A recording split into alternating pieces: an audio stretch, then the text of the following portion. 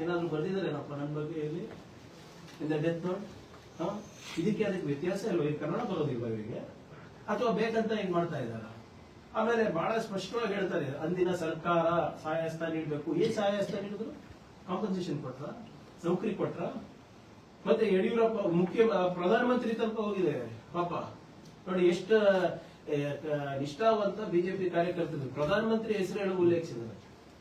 ಪ್ರಧಾನಮಂತ್ರಿ ಅವರು ಮತ್ತೆ ಮಾನ್ಯ ಮುಖ್ಯಮಂತ್ರಿಗಳು ಮತ್ತು ಹಿರಿಯ ಲಿಂಗಾಯತ್ ನಾಯಕರಾದ BS ಯಡಿಯೂರಪ್ಪರವರು ಸಹಾಯ ಮಾಡಬೇಕು, ಅವ್ರು ಇವರು ನೋಡ್ಲಾರ್ದೆ ನಮ್ಮವರಂತ ಸಹಾಯ ಮಾಡಿ ನಮ್ಮ ಕುಟುಂಬಕ್ಕೆ ಅಂತ ಕೇಳಿದ್ರು. ಎಷ್ಟು ಸರಿ ಹೋಗಿದ್ರಿ ವಿಜೇಂದ್ರ ಅವರು? ಇಲ್ಲಿ ಹೋಗಿದ್ರ ಸಂತೋಷ್ ಪಾಟೀಲ್ ಅವ್ರ ಮನೆಗೆ?